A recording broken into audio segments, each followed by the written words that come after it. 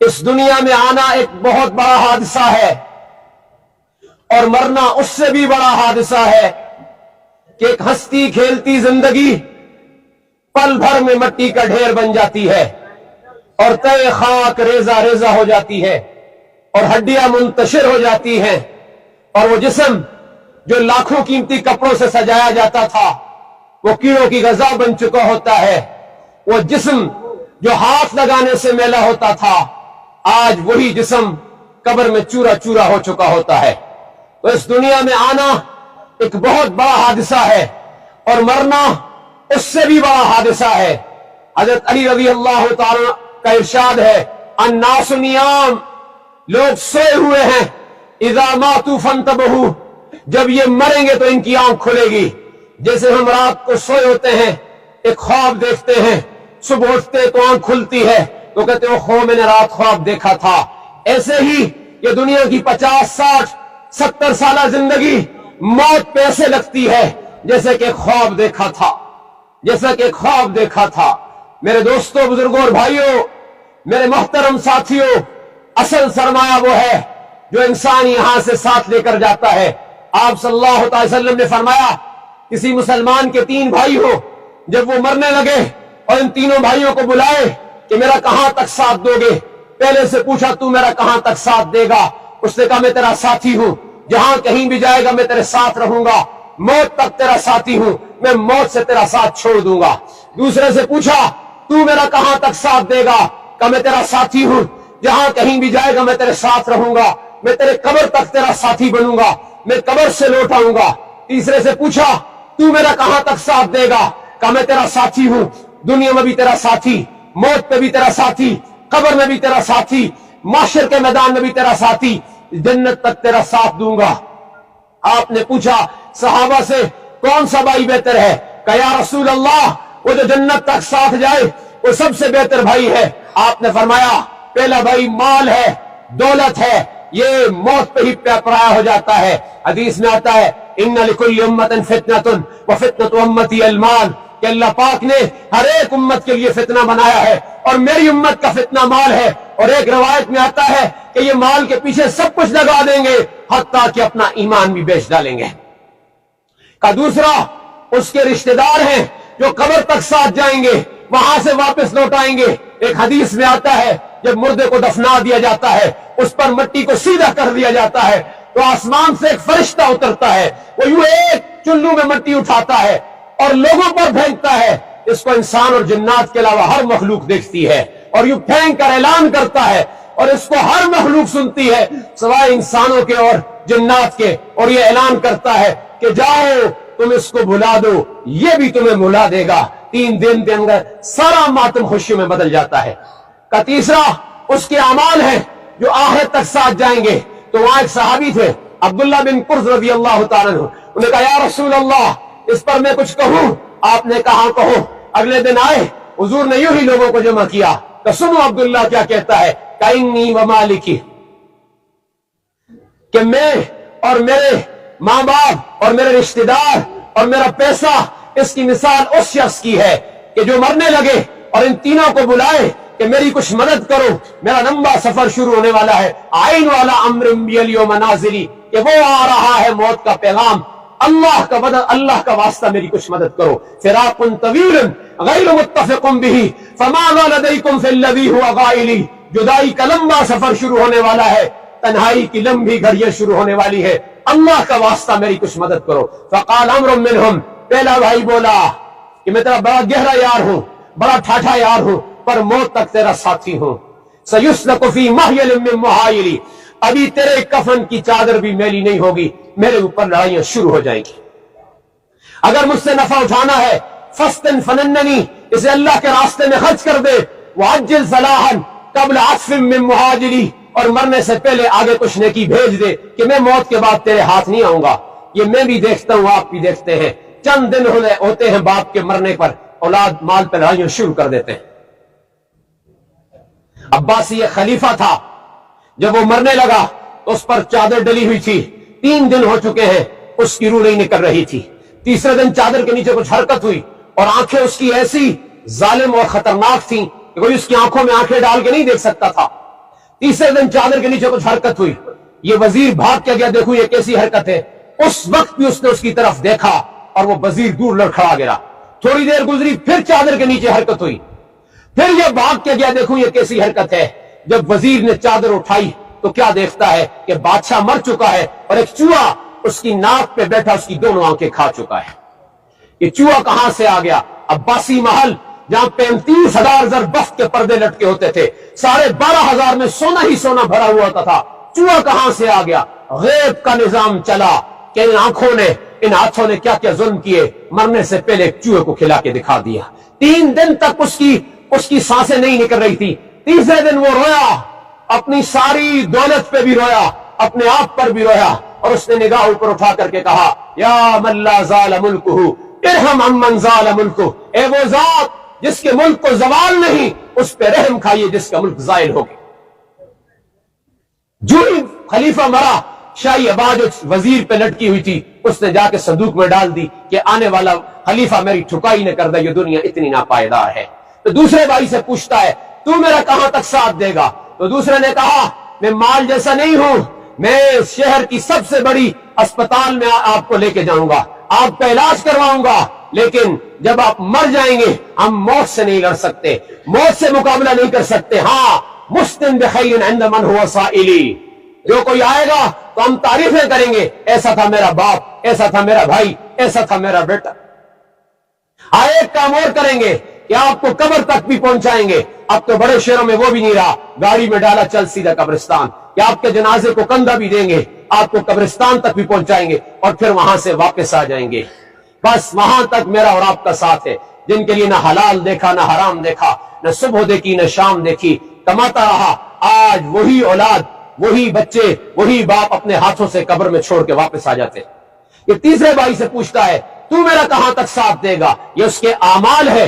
वो कहते हैं, मैं पहले दो जैसा नहीं हूं, माल मौत पे साथ छोड़ जाए, रिश्तेदार कब्र पे साथ छोड़ जाए, रिश्तेदार कब्र पे साथ छोड़ जाए। का तू क्या करेगा? का जब तुझे मौत का दर्द शुरू होगा, उस दर्द को कम करने में मैं तेरी मदद करूंगा, मौत के दर्द को कम करूंगा। मेरे दोस्तों, मौत का वो दर्द है जिससे बड़े बड़ों ने पनाह मांगी है। हजरत अली करमल्लाहु वजहू का इरशाद है कि जिस्म पर 400 वार तलवार के साथ करो, 400 वार। इतना इंसान को दर्द नहीं होता जितना इंसान को मौत के वक्त दर्द होता है। इसके लिए कोई पेन किलर नहीं है दोस्तों। सब्ज लिबास, सफेद लिबास, रेशमी लिबास को आप तार के ऊपर फेंको, जिस तरह उसके अंदर से धागे निकलते हैं, इस तरह इंसान के बदन से उसकी रूह को निकाला जाता है। हज़रत ईसा अलैहिस्सलाम गुजर रहे थे कब्रिस्तान से, फरमाया ये नूह अलैहिस्सलाम के बेटे साम की कब्र है। जब कौम नूह पर तूफान आया था, सब मर गए थे, 3 बेटों से नस्ल चली थी, हजरत साम, हजरत हाम, हजरत याफिस। हम जितने एशियन हैं हजरत साम अलैहिस्सलाम की औलाद में से हैं, सारे यूरोपियन हजरत याफिस अलैहिस्सलाम की औलाद में से हैं, सारे अफ्रीकन हजरत हाम अलैहिस्सलाम की औलाद में से हैं। लोगों ने कहा, या नबी अल्लाह इन्हें जिंदा कीजिए, कुछ बातचीत करना चाहते हैं। उन्हें अल्लाह ने मुआवजा दिया हुआ था, और जिस मुर्दे को कहते थे कुम बिइज़्निल्लाह, वो अपनी कब्र से खड़ा हो जाता था। इन्होंने फरमाया, कुम बिइज़्निल्लाह या साम, ए साम अपनी कब्र से खड़े हो जाइए। इस बात को 2000 साल से भी ज्यादा का अरसा बीत चुका है। कब्र फटी, बीच में से हज़रत साम अलैहिस्सलाम नमूदार हुए, कुछ बातचीत फरमाई, कब वापस चले जाइए। फरमाने लगे, एक शर्त पे वापस जाऊंगा। तो ईसा अलैहिस्सलाम ने पूछा, क्या शर्त है? कि मुझे मौत की तकलीफ कहीं दोबारा ना हो, कि मौत का दर्द आज भी मेरी हड्डियों में मौजूद है।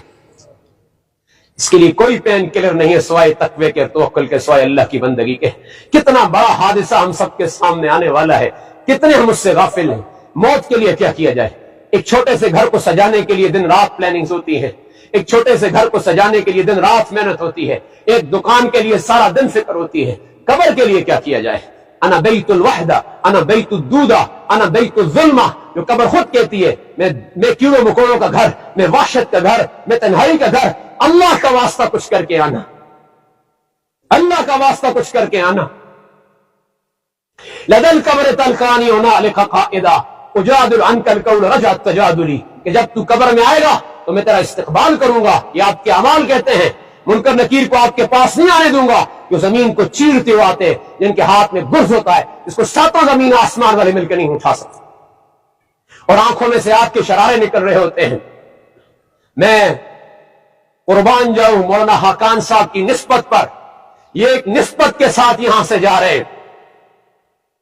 یاد رکھنا میرے دوستوں، یاد رکھنا میرے بھائیوں، یاد رکھنا میرے آخرت کے ہم سفر ساتھیوں، ان قریب میرا اور آپ کا ایک اور جگہ پہ اجتماع ہونے والا ہے معاشر کے میدان میں، جہاں نسبتیں پار لگائیں گی۔ دینی نسبتوں کی بات کر رہا ہوں۔ یہاں قرآن پار لگائے گا، یہاں مسجد کی اذان پار لگائے گی، یہاں اعمال حسنہ پار لگائیں گے۔ یہ نسبت کتنی اونچی چیز ہے۔ ایک ٹائل آپ مسجد میں لگاتے ہو، اس سے بلا قیمتی ٹائل آپ باتھ روم میں لگاتے ہو، باتھ روم میں گند ہوتا ہے، مسجد کے ٹائل پہ سجدہ کیا جاتا ہے۔ نسبت نسبت نسبت، جو دین کی نسبت ہے نا، یہ کائنات کی سب سے بڑی نسبت ہے۔ اس نسبت کے ساتھ جب آپ جاتے ہو، خدا کی قسم اللہ کا عرش بھی ہل جاتا ہے۔ اس نسبت کے ساتھ جاتے ہو، خدا کی قسم وہ ساری نسبتیں آڑے آ جاتی ہیں۔ معاشر کے میدان میں اللہ اعلان فرمائے گا، این المؤذنون، اذان دینے والے کہاں ہیں؟ این الائمہ، امام مساجد کہاں ہیں؟ این العلماء، علماء کہاں ہیں؟ این الفقہاء، فقیہ کہاں ہیں؟ ان سب کو اللہ مجمع سے باہر نکالے گا، باہر نکالے گا، اور سامنے نور کے ممبر ہوں گے، وہاں انبیاء پہلے سے بیٹھے ہوں گے، ان کی پشت پر مہر نبوت ہوگی۔ اللہ ان سب کو اٹھائے گا اور ان ممبروں پر بٹھائے گا، اور فرشتوں سے اعلان کرے گا، ان کی خدمت کر لو، میں لوگوں سے حساب لے لوں۔ یہ نسبت ہے، یہ دین کی نسبت ہے، یہ دین کی نسبت ہے۔ قبر میں جب پہنچتا ہے تو نماز دائیں طرف، اعمال آگے پیچھے، قرآن اوپر چادر بن کے آ جاتا ہے۔ جو کثرت سے قرآن پڑھتا ہے، جو حافظ قرآن، عالم قرآن، قاری قرآن ہے، اس کا تو معاملہ ہی کچھ اور ہو جاتا ہے۔ کثرت سے تلاوت کرنے والا جب قبر میں منکر نکیر آتے ہیں تو اس کے اور منکر نکیر کے درمیان میں خوبصورت نوجوان نمودار ہوتا ہے، تو یہ مرنے والا گھبرا جاتا ہے۔ تو جب منکر نکیر کہتے ہیں قم باذن اللہ، کھڑے ہو جاؤ اپنی قبر میں سے، تو یہ اس کے سر پہ لوری دیتا ہے، سر پہ لوری دیتا اور سلا دیتا ہے، اور کہتا ہے گھبراؤ مت، میں تیرا قرآن ہوں جس کو تو پڑھا کرتا تھا، آج میں جواب دوں گا۔ منکر نکیر کہتے ہیں آگے سے ہٹو، اس سے حساب لینے دو، وہ کہتا ہے آگے سے ہٹو، اس کو آرام کرنے دو۔ تو منکر نکیر کہتے ہیں ہمیں اس اللہ نے بھیجا ہے اس کا حساب لینے کے لیے۔ وہ جواب میں کہتا ہے مجھے بھی اسی اللہ نے بھیجا ہے اس کا جواب دینے کے لیے، اس کا میں وہ قرآن ہوں، کبھی یہ راتوں کو پڑھتا تھا، کبھی یہ دن کو پڑھتا تھا۔ میرے دوستوں، بزرگوں اور بھائیوں، مولوی حقان صاحب علم کی نسبت کے ساتھ گئے ہیں، مسجد کی نسبت کے ساتھ گئے ہیں، اللہ والوں کی نسبت کے ساتھ گئے ہیں، قرآن کی نسبت کے ساتھ گئے ہیں، بیماری کے ساتھ گئے ہیں، اور عمر کی اس دہلیز پہ گئے ہیں یہاں تمام صغیرہ گناہ اس امت کے معاف ہوتے ہیں۔ خدا کی قسم، ابھی میں تھوڑی دیر پہلے ساتھیوں سے بات کر رہا تھا، اس امت میں آنے والا شخص کہیں بھی خیر سے خالی نہیں ہے۔ اگر وہ مسلمان ہے، ایمان والا ہے، وہ جتنا عمر کی بڑی دہلیز پہ پہنچتا ہے اتنا میری رب کی مغفرت کا سب سے زیادہ حقدار ہوتا ہے۔ حدیث میں آتا ہے جو 40 سال کو پہنچ جائے اسلام کی حالت میں، اس سے جزام اور کوڑ کو ختم کر دیا جاتا ہے۔ 50 سال کو پہنچ جائے، اللہ تعالیٰ قیامت والے دن حساب میں نرمی کریں گے۔ جو 60 سال کو پہنچ جاتا ہے، اللہ اسے اپنی محبت دے دیتے ہیں، اب تو چھوڑ دنیا کو، اب تو میری طرف آنے والا ہے۔ اسلام کی حالت میں جو 70 سال کو پہنچ جاتا ہے، اللہ اس کے سارے صغیرہ گناہ معاف فرما دیتے ہیں۔ اسلام کی حالت میں جو 80 سال کو پہنچ جاتا ہے، اللہ فرماتا ہے یہ بوڑھا ہو چکا ہے، اس کے صغیرہ گناہ بھی نیکیوں میں لکھ دیے جائیں۔ جو اسلام کی حالت میں 90 سال کو پہنچ دیا جاتا ہے، 7ویں آسمان سے اور تمام آسمانوں پہ اعلان ہوتا ہے کہ یہ خدائی قیدی ہے، جب آئے گا جنت کے 8 دروازے اس کا استقبال کریں۔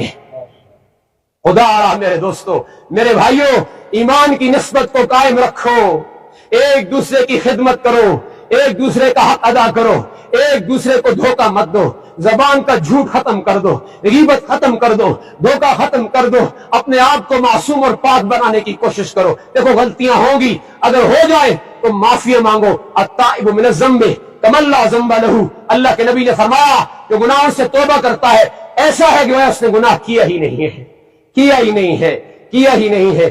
ایک ایک کر کے ہم بھی اس چارپائی پہ آنے والے ہیں. ان قریب میرا اور آپ کا بھی اللہ کے سامنے سامنا ہونے والا ہے. کس حال میں جانا چاہتے ہیں؟ میں کس حال میں جانا چاہتا ہوں؟